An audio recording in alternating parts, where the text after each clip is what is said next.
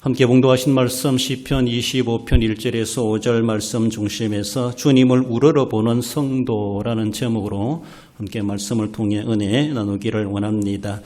시편 150편으로 되어 있습니다만 그 시편은 일단 장르적인 모습에서 시로 구분되고 있죠. 시로 구분되는 장르적인 모습이지만 그는 좀 더 시에서도 세부적으로 나눈다면은 그 시의 내용에 따라서 이런저런 시의 성격을 말해주고 있습니다. 감사하는 시가 있는가, 찬양하는 시가 있고, 그리고 왕의 즉위를 축하하는 환영하는 그런 제왕시도 있기도 하고, 더 나아가서는 탄식하는 내용들로 하나님께 부르짖고 탄원하는 그런 탄식시도 있다, 그렇게 말합니다. 더 나아가서는 남을 저주하는 저주시도 있다, 그렇게 말합니다. 과연 성경상에 남을 저주해도 되는가? 저주시가 있을 수 있을까?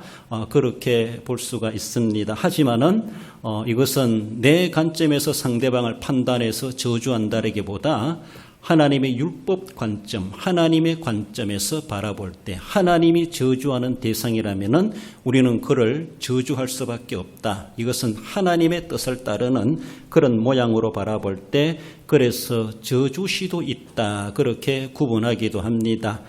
축복하는 시도 있기도 하지만 저주시도 있다라는 것을 생각해 볼 때 오늘 본문의 내용에서도 그렇게 긍정적인 모습보다는 상당히 탄식하며 울부짖으며 하나님의 도움을 간구하며 더 나아가서는 나를 해롭게 하는 대적들에 대해서는 그들이 개가를 부르지 못하게 하소서, 저희들의 모든 계획이 실패로 돌아가게 해주세요, 이렇게 기도하는 상대방이 잘 안되게 하라는 그런 저주시 내용이기도 하다, 이렇게 말해 볼 수가 있습니다. 저주시편이라고 하는 것은 철저하게 고난당하는 자의 심정을 대변한다, 이렇게 말합니다.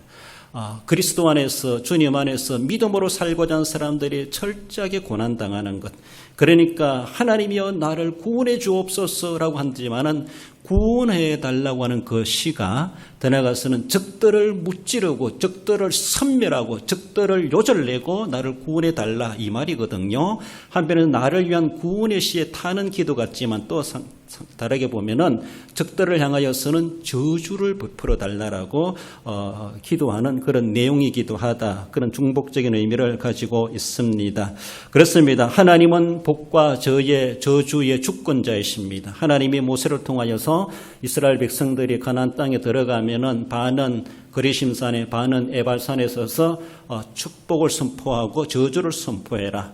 하나님은 복과 화의 주권자이시다라고 하는 것을 모세에게 말씀하셨을 때 모세는 여호수아에게 말씀하고 여호수아는 그대로 가나안 땅을 정복해 가면서 그런 시기가 되었을 때 지파 반반 나누어서 에발산의 그리심산에 올라가서 하나님은 이러한 하나님이시다, 이렇게 하면은 저주가 있을지어다, 온 백성들은 아멘할지니라 라고 하며 복을 선포하든 저주를 선포하든 우리가 이렇게 하면 복을 받겠습니다, 저렇게 하면 저주도 받겠습니다 라고 하면 그들이 결단하면서 그 말씀이 선포되어질 때 저주의 내용이랄지라도 그들은 아멘으로 받습니다. 우리가 앞으로 이런 일을 안 하겠다고 결심하는 것이죠. 우리가 만약에 이런 일을 하면은 하나님 우리에게 저주를 퍼부어도 좋습니다. 그러면서 그 내용에 대해서 아멘이라고 하는 것이죠.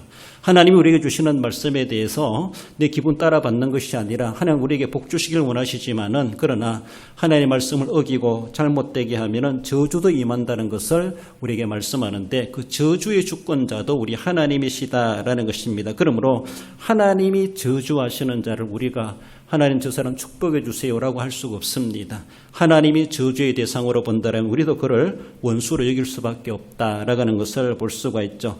오늘 본문에서도 주님을 우러러보는 성도라는 제목으로 바라볼 때 그 성도는 상당히 많은 억압과 어려움을 당하고 있는 그런 가운데서 하나님의 구원의 손길을 간절히 부르짖는 그런 내용으로 보여지고 있습니다.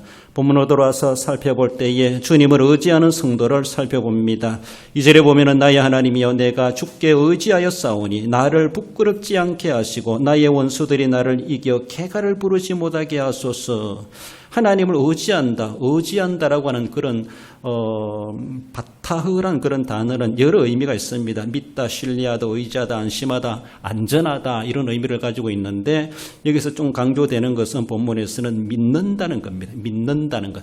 내가 주님을 믿습니다. 내가 주님을 의지합니다. 주님을 절대 믿음의 대상으로 삼는다는 것이죠. 어떤 가운데서도 적들이 내게 어떤 공격을 한다 할지라도 나는 주님만을 의지합니다. 난 주님만을 신뢰합니다. 주님만을 믿습니다. 그 믿음에 대해서 흔들리지 않는 그런 자세로 하나님 나는 주님을 이렇게 의지하오니 나를 봐주세요라고 하는 것이죠. 나를 저 원수들의 손에서 나를 구원해 주시옵소서. 저 원수들의 전략이 작전이 성공하지 못하게 하소서. 나를 죽이려고 온갖 공격을 하고 작전을 세워서 도전해 오는데 그들의 작전이 성공한다고 하는 것은 내가 죽는 겁니다. 내가 멸망당하는 겁니다. 그러니까 하나님 저들의 작전이 실패로 돌아가게 해주세요. 저희들의 모든 전략들이 다 허물어지게 해주세요. 그러니까 남 잘 되지 못하게 해달라고 구하는 한마디로 저주하는 내용이기도 하다. 그들이 저주받아야 내가 구원받기 때문에 그런 모습이기도 합니다.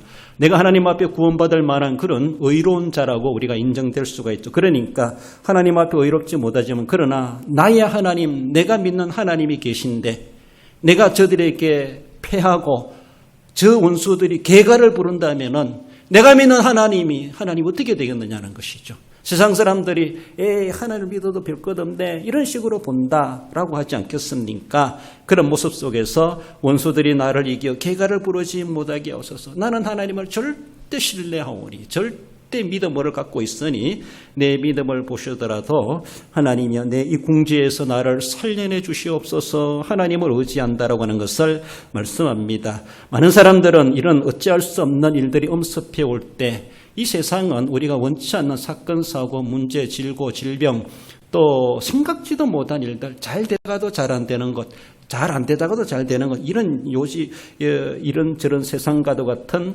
우리는 불안전한 세상에 살아가고 있습니다. 그래서 생각지도 못한 예상하지 못한 일들 더 나아가서는 감당할 수 없는 일들도 우리에게 닥칠 수가 있습니다. 꿈에도 생각하지 못한 일들을 우리는 당할 수가 있고 내 인생에 저런 일은 절대로 없을 것이라고 생각했던 것이 남의 일이 아니라 내 앞에 내 발등에 떨어지는 그런 일이 될 수도 있다는 것은 이런 요지경 같은 세상에 우리가 살아가고 있습니다. 그만큼 세상은 죄로 물들어 있고 불완전한 세상입니다. 그렇지 않습니까? 아무리 계산해서 짜집게 해놔도 우리가 아무리 농사에 농법을 가지고 한다 할지라도 하나님이 비 안 내려주시면은 모든 농법은 다시 수정돼야 되고 가뭄에 대처하는 방법을 대처해야 되죠.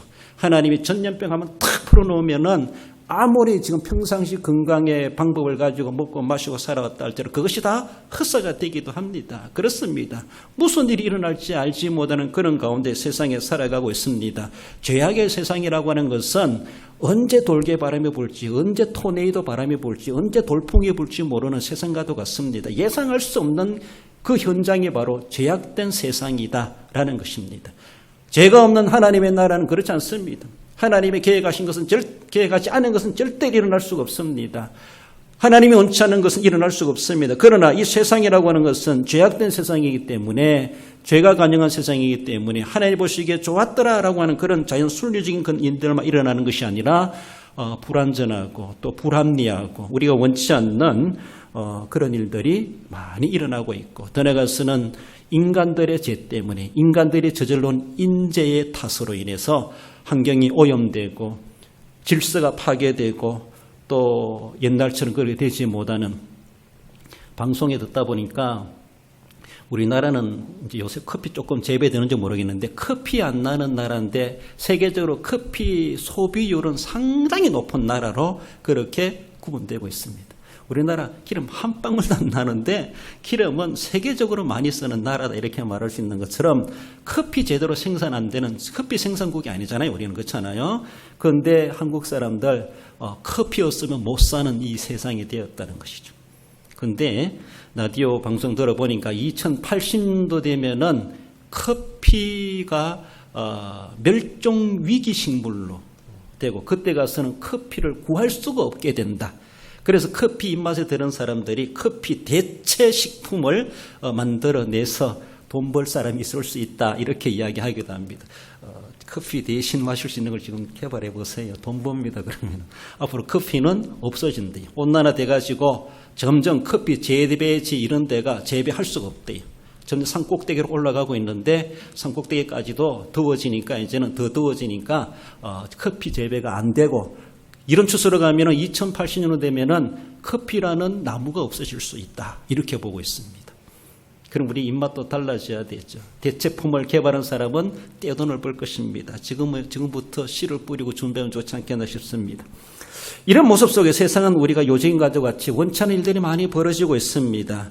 그래서 이런 일이 일어날 때 많은 사람들은 오늘 본문에서 보면 내가 이런 위기를 당하고 있습니다. 적들에게 위기를 당하고 있습니다. 라고 했을 때 그들을 이겨낼 수 있는 강대국을 찾아갑니다. 강한 사람을 찾아갑니다. 가진 사람을 찾아갑니다. 찾아가가지고 의지하고 도와달라고 하는 것은 지극히 살고자 하는 자의 본능이다 이렇게 말할 수 있습니다. 도와달라 소리도 못한다면은 살만한 가치도 없는 사람이다라고 볼 수가 있죠. 부끄러움을 무릅쓰고 내가 연약하고 안 됐을 때는 자존심 내려놓고 도와달라고 할 줄도 아는 것도 기본 자세가 아니겠는가라고 볼 수 있습니다. 그러나 찾아가야 될 대상을 찾아가야 되지 속된 말로 엄한 곳에 찾아가가지고 그 찾아간 것이 도리어 더 악을 불러오는 일이 될 수도 있다라는 것을 우리는 유념해 가야 합니다. 의지했다가 도리어 일시적으로는 도움을 받을지 모르지만은 나를 도와준 사람이 나의 약점을 잡아가지고 나에게 도리어 온갖 것들을 요구하는 그런 일들이 일어나게 되죠. 개인적뿐만 아니라 국가적인 모습에서도 그렇습니다. 우리가 새벽에 보고 있는 열왕기하 16장에 보면은 이런 내용이 새벽에 보는 그대로 남쪽 유다 12번째 왕 아하스 왕 시절에 아하스 왕의 아들이 히스기야죠. 히스기야가 등장하기 전에 아하스가 왕이었는데 북이스라엘과 암몬 족속 아람 나라가 남쪽 유다를 위협합니다. 이 연합군대가. 그래서 이 아하스 왕이 아수르 나라의 손을 내밉니다. 아수르 왕이여, 나는 당신의 신복입니다. 우리나라가 지금 이들로 인해서 위협을 받고 있습니다. 와서 우리를 도와주세요. 저놈들을 쫓아내주세요. 내가 당신의 신하입니다. 라고 하면 무릎을 꿇고 도와달라고 합니다. 그러니까 아수르가 도와줍니다. 도와줘가지고 일시적으로 모면합니다. 모면하면서 이제는 아수르 나라는 상국이 되고 유다 나라는 그 하에 어떤 하나의 식민지 나라와도 같은 그런 모습으로 계속해서 조공을 요구하죠. 아수르 나라가 이것도 보내라 저것도 보내라 라고 하면 안 보낼 수가 없어요. 이런 모습 도리어 공식적으로 침략해온 그들보다도 더 나쁜 짓을 행하는 것이 일시적으로 도와줬던 그 사람들이 내 약점을 잡아가지고 도리어 다 빼앗아가는 다 억압하는 이런 공식적으로 침략하는 거나 다를 바가 없는 그런 일을 당하는 것을 볼 수가 있습니다. 그렇습니다. 그래서 이 아하스 왕이 아들은 히스기야 왕에도 불구하고 자기는 다윗의 길로 행하지 아니하고 악하였다 이렇게 평가되는 악한 왕 중에 하나가 남쪽 유다 왕 아하스입니다. 성경에 보면 역대지력이 기록되었느니라 라고 하며 나라의 위기를 당했을 때에 선대왕들은 어떻게 처리했을까 어떻게 대응했는가 역대지력에 기록되고 있는데 그거 한번 펼쳐보지. 펼쳐봤을 때 앞에 있던 왕들은 어떻게 나라의 위기를 극복했는가 펼쳐봐가지고 극복한 사례들을 자기도 그렇게 본따가지고 했다라면은 그런 일을 당하지 않을 텐데 그것을 그렇게 행하지 못했던 아하스의 통치 시기의 안타까운 모습을 우리가 새벽에 보게 됐습니다. 역대하 20장 12절에 보면은 이런 말씀이 있습니다. 우리 읽어볼까요? 우리 하나님이여 우리를 치러오는 이 큰 무리를 우리가 대적할 능력이 없고 어떻게 할 줄도 알지 못하고 오직 주만 바라보나이다 하고 유다 모든 사람들이 그들의 아내와 자녀와 어린이와 더불어 여호와 앞에 섰더라. 어느 왕 때입니까? 여호사밧 왕 때죠. 남쪽 유다 네 번째 왕 여호사밧 왕 때 이런 일들을 그들은 경험했습니다. 암몬과 모압과 에돔 족속들이 연합을 해가지고 남쪽 유다를 치러봤을 때 여호사밧은 하나님 우리는 저들을 도저히 당해낼 힘이 없습니다. 어찌합니까? 오직 주만 바라보나이다. 하나님 앞에 탄원하며 구국기도를 여호사밧이 합니다.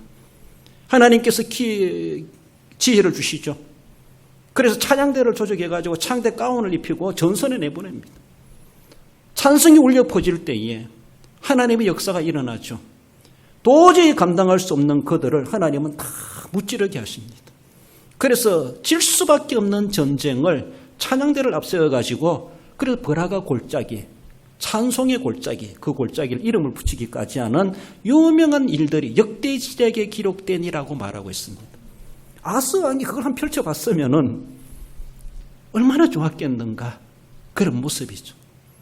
아스 왕이 아수르를 불러오니까 그 아들 히스기야가 왕이 되었을 때 계속해서 히스기야에게까지도 조공을 이야기하고 요구하지 않습니까? 그러나 히스기야는 믿음의 사람이거든요. 안 된다. 너희들 조공 못 바친다. 하나님 앞에 협박 편지를 펼쳐놓고 하나님 저놈들이 이렇게 편지를 보내왔습니다. 항복 안 하면은 다 죽이겠다고 합니다. 어떡합니까? 하나님 앞에 기도하지 않습니까? 아버지가 저질러놓은 죄 때문에 히스기야까지 힘들어하는 그런 모습을 아들도 힘들었던 그런 모습을 보죠. 엄한 데 찾아가니까 그래요. 찾아갈 자를 찾아가야 되지. 역대지략에 기록된 것이 또 뭐였습니까? 북이스라엘 예로 달아볼 때에 열왕기하 1장에 보면은 아하시야 왕이 있습니다. 아하시야 왕. 1장 3절에 보면 여호와의 사자가 엘리야에게 이르되 너는 일어나 올라가서 사마리아 왕 사자를 만나 그에게 이르기를 이스라엘에 하나님이 없어서 너희가 에그론의 신 바알세붑에게 물으러 가느냐라고 말하고 있습니다. 아합의 아들 아하시아가 왕이 되었을 때에 어떻게 난간에서 떨어져서 사고를 당했습니다. 그래서 속된 말로 죽을 병이 걸렸는가 봐요. 그래서 신하들을 에그론 블레셋이죠. 블레셋의 에그론 신 바알세붑에게 점치러 보냅니다. 우리 임금이 이렇게 다쳤는데 살 수 있을까 죽을까 그 신에게 물어보라는 거예요. 사자가 가고 있습니다. 하나님의 영이 엘리야에게 그 사자들을 만나라. 걔들이 블레셋 가기 전에 만납니다. 엘리야가 만나가지고 너희들이 이스라엘에 하나님이 없어가지고 블레셋까지 가서 블레셋 우상에게 물으러 가느냐. 다시 되돌아가서 너희 왕에게 아뢰라. 네가 침상에서 내려오지 못할 것이다. 이 하나님의 계시를 전합니다. 결국 아하시아는 침상에 내려오지 못하고 제위 2년 만에 죽습니다. 찾아갈 때 찾아가야 되지. 엄한 데 찾아가다 보니까 아무리 북쪽 이스라엘을 할지라도 하나님을 배신한 자들이 할지라도 하나님은 여전히 나의 백성에다 삼고 계심에도 불구하고 하나님을 찾지 못했던 역대지략에 기록된 거 펼쳐만 봤어도 성대왕들은 어떻게 왔는가 그것만 예를 들어 흉내만 냈다 할지라도 얼마나 좋았겠는가. 여러분들 잘하는 사람은 우리가 뽐 따야 됩니다. 모양이라도 흉내를 낼 줄 알아야 돼요. 저래 하면 복을 받겠구나. 나도 해봐야지. 막 흉내라도 내보고 형식으로도 해보고 막 따라하려고 해보고 하면은 나도 그렇게 습관이 되고 나도 하게 되고 그것이 내 것이 되고 처음에는 이상한 거 갖고 남의 것 가지고 살아가는 것 같은데 자꾸 하다 보면은 자기에게도 질이 나가지고 익숙해지고 그것이 이상하지 않습니다. 그렇게 하는 것이 더 원리가 되고 자기의 아름다운 모습이 되기도 합니다. 그렇습니다. 원천의 일대로 우리가 당하고 당하지만 과연 기도하는 사람들은 그런 문제를 어떻게 해결해 갈까? 똑같은 문제가 아니라 할지라도 믿음의 사람들은 어떻게 그걸 해결해 갔을까? 정말 우리보다 위기와 어려움과 극한 상황 가운데 있었던 우리 믿음의 선조들은 그들이 어떻게 삶을 살아갔는가? 우리는 역대 연대를 기억하며 역대지략에 기록된 것을 다시 펼쳐보면서라도 우리 하나님이 우리에게 지혜 주시고 깨우쳐 주시는 것을 알아낼 수 있어야 되죠. 자꾸만 현실적으로 눈에 보이는 거, 손에 잡히는 거, 그거 가지고 일시적으로 해결해 보려고 그걸 그렇게 해보려 하다가 결국은 이런 낭패를 보고 도리어 아수르를 도움을 받지 않은 것만도 못할 정도로 되어버렸던 유다의 그런 아픔을 겪고 있다고 하는 것을 우리는 볼 수가 있습니다. 다윗도 오늘 본문의 기자 다윗도 이런 가운데서 그는 다른 게 아니라 누가 말한다 할지라도 하나님이여 나의 하나님이여 내가 주께 의지하오니 다른 사람을 찾아가지 않습니다. 나의 하나님, 나는 하나님은 절대 신뢰합니다. 하나님을 믿습니다. 하나님이여 나를 부끄럽지 않게 하옵소서. 뒤에는 소치를 당하지 않게 하옵소서. 이렇게 말하죠. 똑같은 말이죠. 저들 앞에 내가 부끄럼 당하지 않게 해주옵소서. 부끄럼 당할 일을 지금 겪고 있습니다.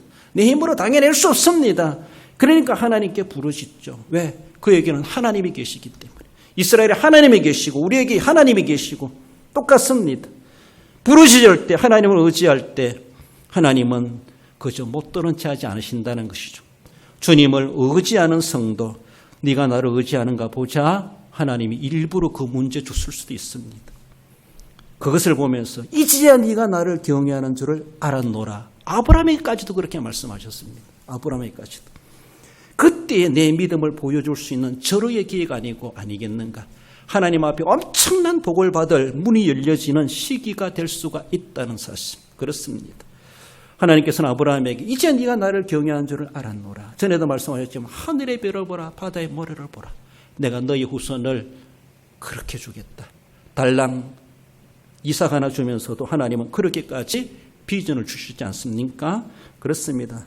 요즘 같은 세상에 살아가지만 우리가 의지해야 될 분은 오직 주님이시고 주님을 우러러 보는 우리의 모습이 되어야 할 것입니다. 나아가서 주님을 우러러 보는 성도는 주님을 바라는 성도임을 말씀합니다. 3절에 주를 바라는 자들은 수치를 당하지 아니하려니와 까닭없이 속이는 자들은 수치를 당하리라 말씀하십니다. 수치를 당한다는 것은 부끄러움을 당한다, 불명예스럽게 된다 이런 말이고, 바란다, 바라다, 주를 바란다고 하는 것은 카와란다는데 기다린다, 기대한다, 바라다, 소망한다, 소망한다는 겁니다. 하나님을 절대 소망한다는 겁니다. 하나님을 의지하는 자가 하나님께 소망을 하게 되죠.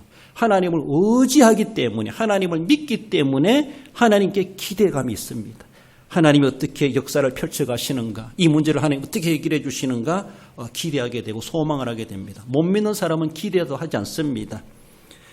하나님께서는 결단코 그런 이들에게 수치를 당하지 않게 하시겠다라고 말씀하십니다. 부끄러움을 당하지 않게 하시겠다. 불명예스럽게 끝나게 하지 않으신다라는 것이죠. 주님을 바라보는 자, 주님을 소망하는 자에게 주님은 진짜 소망이 되시는 우리 하나님이심을 말씀하십니다.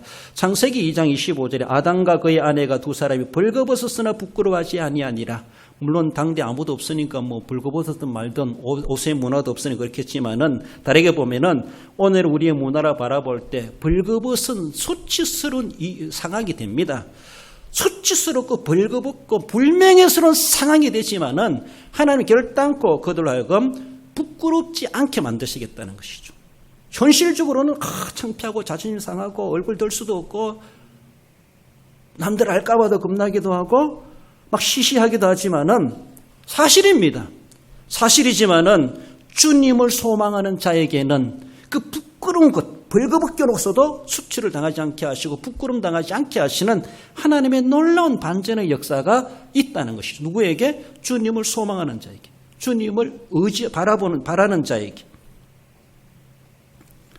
그러므로 당연히 수치당할 일임에도 불구하고 부끄러운 일임에도 불구하고 하나님께서는 그것을 결단코 부끄럽지 않게 하시겠다.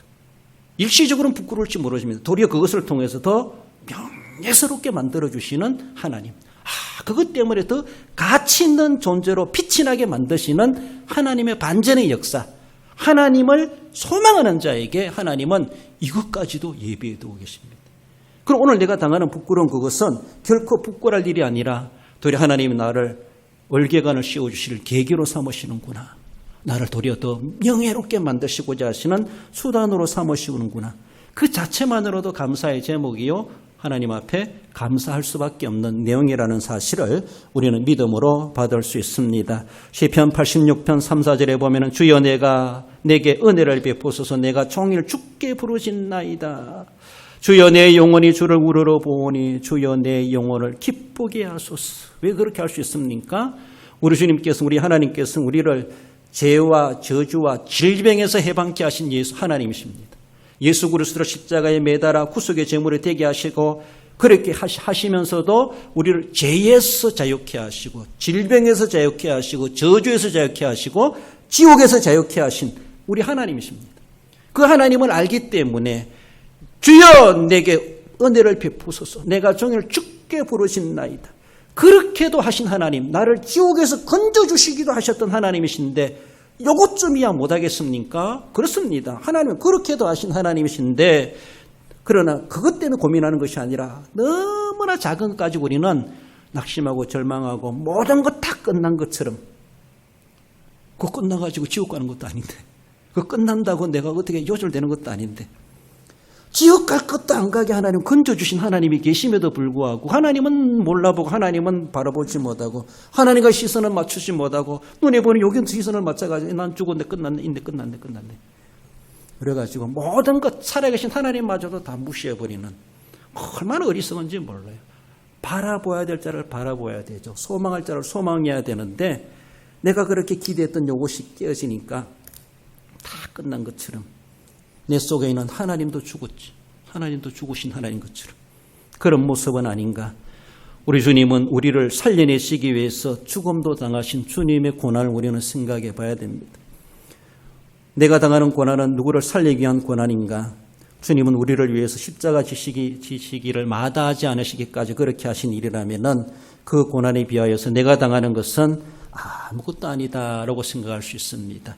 결단코 주님 안에서 우리가 당하는 어떤 일이 있다 할지라도 주님의 고난을 생각해 볼 때 극복해낼 수가 있고 도리어 그 고난 저편에 부활이 예비되었던 것처럼 하나님은 결단코 우리를 부끄럼 당하지 않게 수치당하지 않게 하시는 소망의 하나님이시라고 하는 것을 분명히 말씀하십니다. 우리의 소망, 우리의 비전, 우리의 꿈은 사람에게 있지 않습니다. 그렇습니다.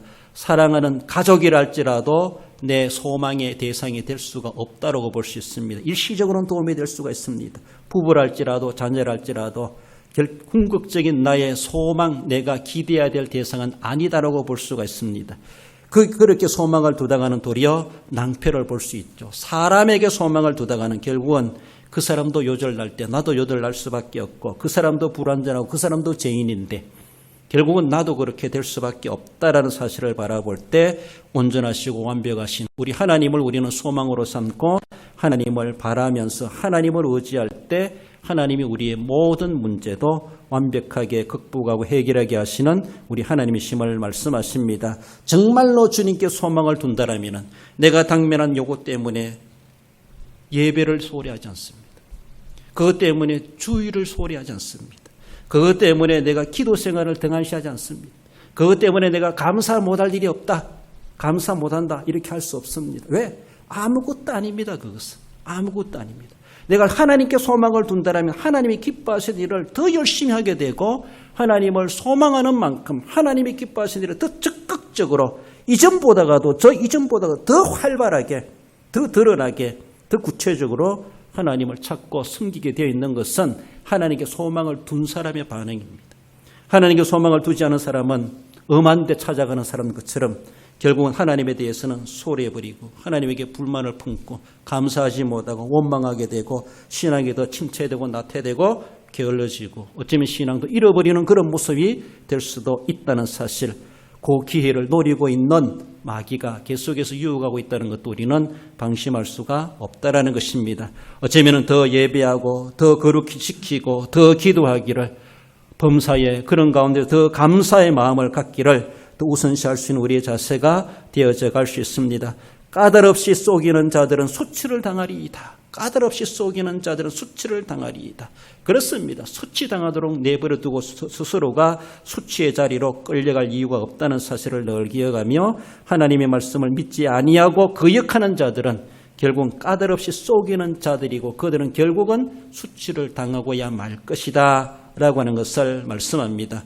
응답은커녕 도리어 하나님 앞에 더 징계받을 수도 있다는 사실을 우리에게 말씀해 주신다는 사실, 우리가 늘 주님을 우러러보는 그런 삶이 우리에게 이어져 가야 합니다.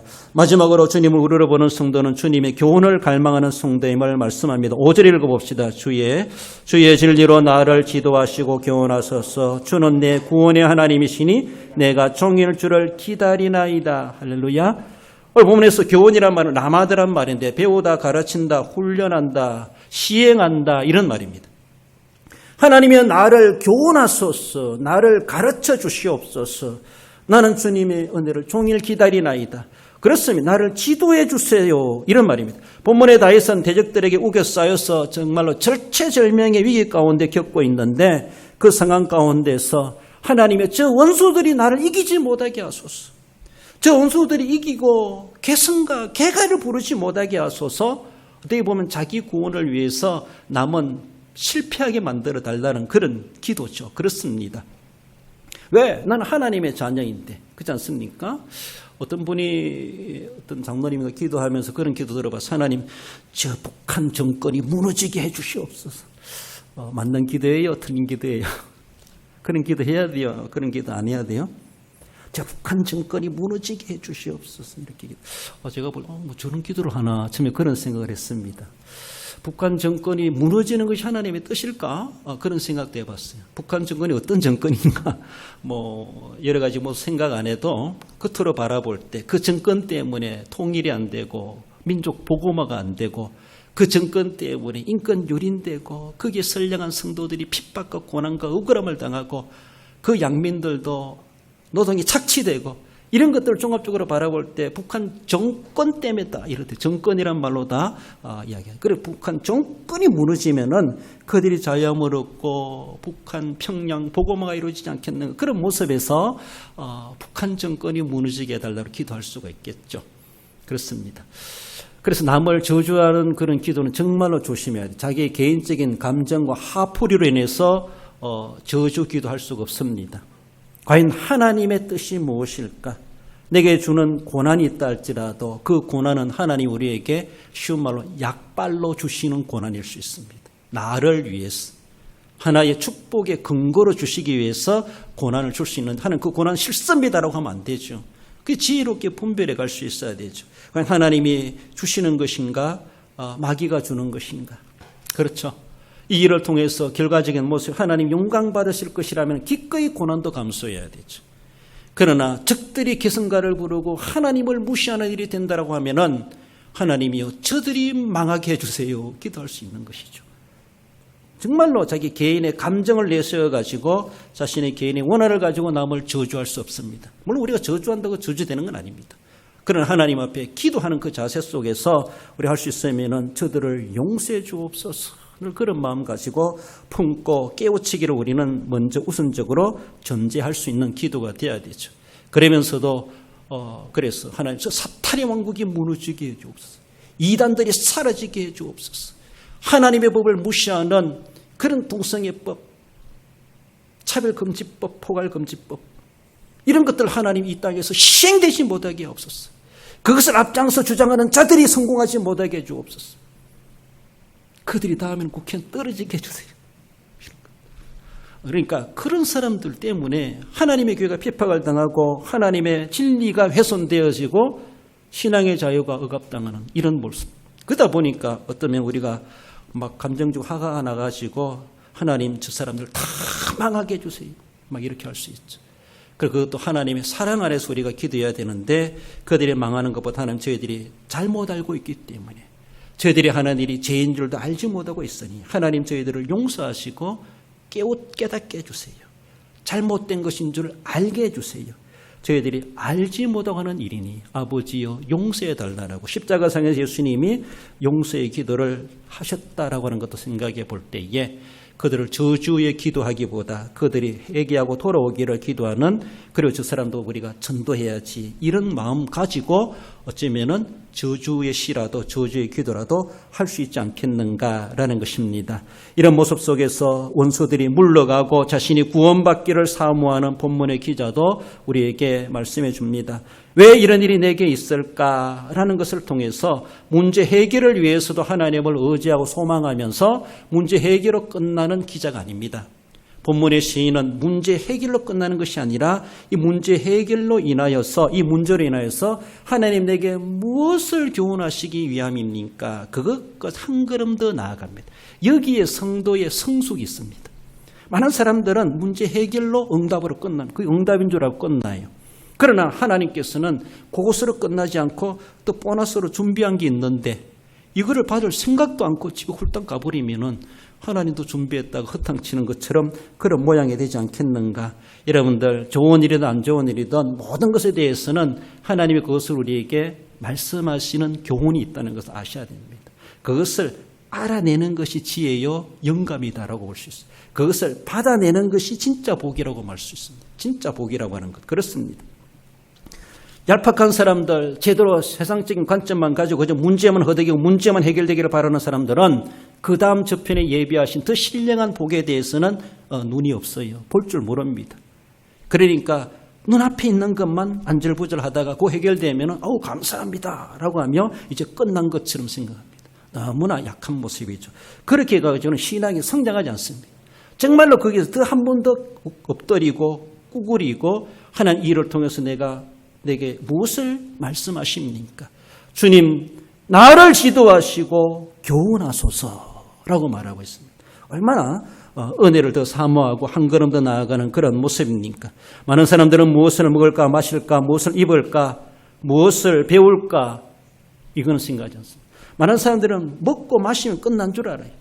입고 들어갈 때 잠자리할 집이 있으면 의식주만 해결되면 다 끝나는 줄 알아요. 그러나 한 걸음 더 나아간 사람은 내가 무엇을 배울까, 이걸 통해 무엇을 배울까라는 것이죠. 옛날에 돌잔치한테 떡도 넣고 옷도 넣고 실도 넣고 연필도 넣고, 연필 잡으면 공부 잘한다 그러고 실 잡으면 수명이 길다 그러고 돈 집으면 부자 된다 그러는데, 저는 뭐 집었는지 모르겠어요. 아무튼 떡 집었다는 말이 있는 것 같은데 여러분들 연필 집으세요. 하나님 이 사건을 통해서 그저 떡만 먹고 옷만 입고 오래 사는 것만이 아니라 연필을 짓는다면 하나님 이것을 통해서 무엇을 교훈하시기 위함입니까? 무엇을 내게 깨우쳐 주시기 위함입니까? 이것을 왜 주셨습니까? 하나님이 진짜 목적하시는 것이 있다는 것을 우리는 아셔야 돼요. 그것은 진짜 숨겨진 보물이에요. 그것을 캐내는 자가 보물의 주인이 되는 것인데, 그것을 캐내지 못하는 그런 모습, 하나님의 은혜가 1차로는 끝나지만 2차도 있다라는 것을 우리는 생각해 볼 수 있어야 돼요. 예를 들어 본다면 누가복음 17장 18, 19절입니다. 읽어볼까요? 이 이방인 외에는 하나님께 영광을 돌리러 돌아온 자가 없느냐 하시고, 가라 내 믿음이 너를 구원하였느니라 하시더라. 어떤 말씀의 내용입니까? 10명의 나환자가 예수님께 고침을 받았습니다. 제사장에게 보여라. 가다가 나았습니다. 다 갔습니다. 그러나 한 사람, 사마리아서 한 사람만 돌아와서 주님께 무릎을 꿇고 감사하니라. 예수님이 그래서 남겨둔 것 보너스를 그에게 주지 않습니까? 돌아온 사람에게. 이 이방인 외에는 하나님께 영광을 돌리러 돌아온 자가 없느냐. 하나님은 10명 모두에게 영광 받으시고 싶어 했습니다. 10명 모두에게 내 믿음이 너를 구원하였느니라, 이거 주고 싶어 했습니다. 나를 지도하소서, 나를 교훈하소서라고 하며 그 문제로 끝났을 때 끝나지 않고 교훈을 얻고자 다시 되돌아왔습니다. 그랬을 때 예수님은 그에게 하나님의 영광에 그리고 구원의 맛을 그에게 허락하셨다라고 하는 것을 볼 수가 있죠. 얼마나 귀한지 몰라요. 시편 19편 8절에 본 여호와의 교훈은 정직하여 마음을 기쁘게 하고, 슬픈 마음 있는 사람 주 예수 믿으면 영원토록 변함없는 기쁨 얻으리. 하나님께서는 우리에게 그 교훈을 통해서 우리에게 마음의 기쁨을 회복해 하시고, 도리어 그 일을 통해서 더 명예스럽게 만들어주시는 하나님의 은혜가 있다는 것을 우리는 사모할 수 있습니다. 그러니까 신앙생활의 맛이 거기서 나오는 것이죠. 세상 사람들이 알지 못하는 그 신비로운 인생의 보화를 발견하는 자처럼 그 영원한 기쁨을 우리는 누릴 수가 있습니다. 주님의 진리로 나를 지도하시고 교훈하소서. 늘 겸허한 자세로, 좋은 일이든 안 좋은 일이든 하나님 앞에 주의 진리로 나를 지도하시고 교훈하소서. 한번 읽어봅니다. 주의 시작. 주의 진리로 나를 지도하시고 교훈하소서. 할렐루야. 늘 이것이 여러분들 기도의 용어가 되시기를 바랍니다. 말씀을 맺습니다. 시험과 환난과 많은 세상이 있지만은 우리가 정말로 우리 하나님만을 바라보시면서 믿음으로 승리 생활에 가시는 여러분들 되시기를 바라며 함께 읽어봅시다. 시험과 환난 많은 세상이지만 하나님이 계심을 알고 주님을 의지하고 소망하여 당면한 일을 통해 깨우치시는 교훈을 받아 더 복이 되게 하시는 은혜로 더 성숙해져가는 성도가 됩니다. 이런 성도 모두가 되시기를 주님의 이름으로 축원드립니다. 기도하십시다. 우리 하나님 아버지 은혜를 감사드립니다. 온수들에게 우겨싸움을 당하여서 어찌할 수 없는 가운데 저희들이 나를 이기지 못하게 하시고 저희들이 개가를 부르지 못하게 해달라고 탄원하며 기도하는 하나님이여, 하나님의 사람의 음성을 주님 앞에 아렵니다. 우리 하나님 아버지, 우리 성도들 어찌할 수 없는 상황 가운데 놓여 있고 하나님의 사회적으로 코로나도 극복하지 못하고 있습니다. 또 무슨 일을 당할는지 어떤 일이 있을는지 국가, 민족, 세계, 가정, 개인적이든 지역적이든 하나님이여 이 불완전한 세상 가운데 살아가고 있습니다. 하나님의 세상 바라보면 절망할 수밖에 없지만은 그러나 우리가 의지해야 될 하나님이 계시고 소망의 하나님이 계시고 교훈하시는 하나님이 계심을 믿사오니 그 믿음의 시선이 흐려지지 말게 하시고 날마다 하나님을 의지하며 살아계신 하나님, 전능하신 하나님, 응답하시는 하나님을 신뢰하며 날마다 주님 앞에 겸손하게 나아가 하나님의 뜻을 이루어드리고 하나님의 뜻의 성취함을 받는 놀라운 복을 누려 더 아름다워지는 우리 모든 성도들 되게 해 주옵소서. 어려운 시절 가운데 지내오니 한 주간 지날 때에도 우리 성도들을 안전하게 주님 지켜 돌봐주시기를 원하오며 예수님의 이름으로 기도드리옵나이다. 아멘.